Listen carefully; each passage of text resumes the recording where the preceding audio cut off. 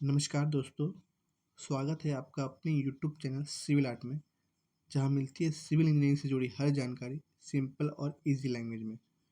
दोस्तों, घर बनाते वक्त अक्सर एक सवाल सबके मन में आता है कि पहले हमें कॉलम बनाना चाहिए या फिर पहले हमें ईंट चिनाई करनी चाहिए।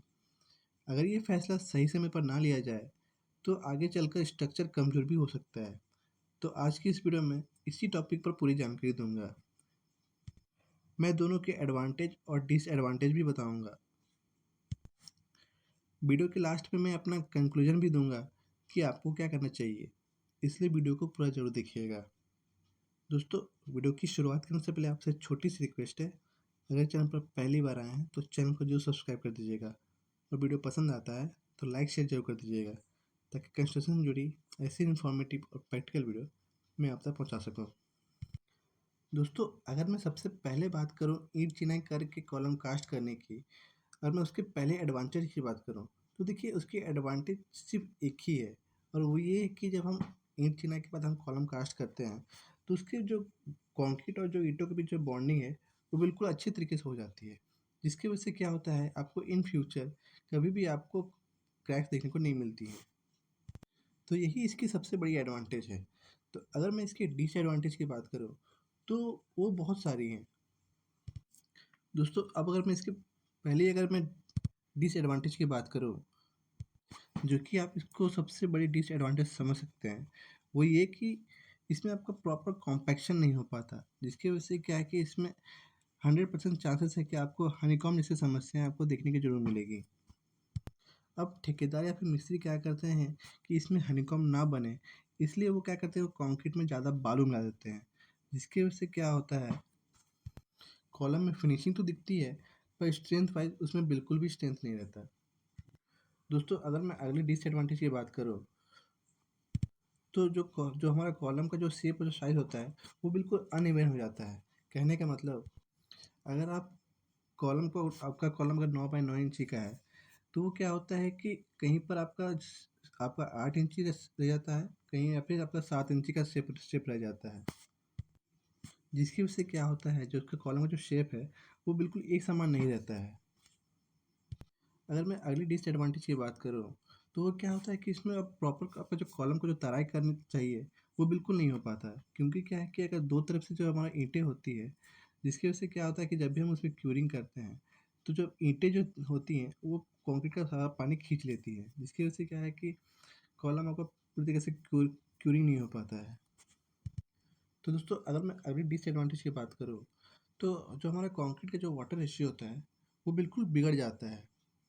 जब भी मान लीजिए आप कॉलम कास्ट करने के लिए कंक्रीट उसमें हम डालते हैं, तो क्या होता है कि जो कंक्रीट में जितना भी पानी होता है, वो सारी ईंटें सोख लेती हैं। जिसकी वजह से क्या होता है, जो आपका कॉलम है, उसमें स्ट्रेंथ आपका बिल्कुल भी नहीं रहता। तो दोस्तों, अगर मैं अगली डिसएडवांटेज की बात करूँ, तो जो कॉलम में जो आपको जो प्रॉपर फिनिशिंग मिलना चाहिए, वो आपको बिल्कुल भी नहीं मिल पाता है। जिसकी वजह से क्या है कि आपका कॉलम है, वो भी खराब दिखता है। साथ ही साथ जब आप बाद में जब प्लास्टर करते हैं, तो उसको छुपाने के लिए उसमें प्लास्टर भी आपको ज़्यादा लगता है। तो दोस्तों, ये कुछ एडवांटेज और डिसएडवांटेज हैं पहले ईंट चिनाई करने के बाद आप कॉलम कास्ट करने की। अब अगर मैं बात करूं कि कॉलम कास्ट करने के बाद आपको ईंट चिनाई के क्या फ़ायदे नुकसान हैं, तो अगर मैं पहले एडवांटेज की बात करूं, तो आपके जितने भी कॉलम है घर के, उसका जो शेप और जो साइज़ होगा, वो बिल्कुल आपको प्रॉपर मिलेगा। अगर सपोज़ मान लीजिए आपके कॉलम का साइज़ 9 इंची बाई 9 इंची है, तो उसका जो साइज़ है, वो बिल्कुल आपका 9 इंची बाई 9 इंची रहेगा। दूसरा फ़ायदा ये है कि आपको कॉलम में आपको प्रॉपर फिनिशिंग देखने को मिलेगा, जिसकी वजह से बाद में आप प्लास्टर के दौरान उसमें जो मसाला है, वो भी कम खपत होगा। अगर मैं अगर मैं अगली एडवांटेज की बात करूँ, तो जो आपका जितना भी कॉलम है, उसको आप अच्छे से क्यूरिंग कर सकते हैं। अब चाहे वो आप क्यूरिंग स्प्रिंकल मेथड से करें या फिर आप जूट की बोरी से करें, जिसकी वजह से क्या है कि आपका जो कॉलम में है, वो बिल्कुल आपको प्रॉपर स्ट्रेंथ मिलेगा।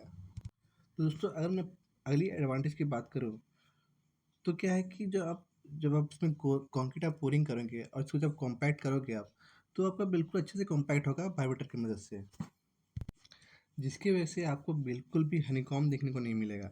साथ ही साथ कंक्रीट का जो वाटर रेशियो है, वो भी बिल्कुल मेंटेन रहेगा। तो दोस्तों, ये कुछ एडवांटेज हैं पहले कॉलम कास्ट करने के बाद ईंट चिनाई किए। अब अगर मैं इसके डिसएडवांटेज की बात करूँ, तो देखिए जो हमारा जो कंक्रीट और जो ब्रिक का जो जॉइंट होता है, उसमें क्या होता है कि फ्यूचर में उसमें दरारें पड़ने लग जाती हैं। पर क्या है कि जो आपका जो ये जो प्रॉब्लम है, इसका भी एक सॉल्यूशन होता है सॉल्व करने का। तो अब जब प्लास्टर करते हैं, प्लास्टर करने से पहले आपको क्या करना है कि जो कंक्रीट और जो ब्रिक का जो जॉइंट है, आपको उसमें पहले चिकन मेश या फिर आपको फाइबर मेश लगा लेना है। इसको इस्तेमाल करने से होता क्या है कि जो फ्यूचर में जो क्रैक डेवलप होता है, कॉन्क्रीट जो आपका जो कॉलम के जो कंक्रीट जॉइंट में और जो ब्रिकवर्क वाले जॉइंट में, तो वो क्रैक नहीं आता है। तो दोस्तों ये कुछ फ़ायदे और नुकसान हैं पहले कॉलम कास्ट करने के या और पहले ईंट चिनाई करने के बाद कॉलम कास्ट करने के। अब अगर मैं इसकी कंक्लूजन की बात करूँ तो आपको क्या करना चाहिए, तो आपको हमेशा पहले कॉलम ही कास्ट करना चाहिए, उसके बाद ही आपको ब्रिक को करना चाहिए। क्योंकि क्योंकि कॉलम जो होता है हमारा, वो किसी भी स्ट्रक्चर का वो सारा लोड सहता है, इसलिए कॉलम का मौजूद होना बहुत ही ज़रूरी है। तो दोस्तों आज की वीडियो में बस इतना ही। मुझे उम्मीद है कि आपको वीडियो पसंद आया होगा। अगर वीडियो पसंद आया तो लाइक और शेयर जरूर कर दीजिएगा।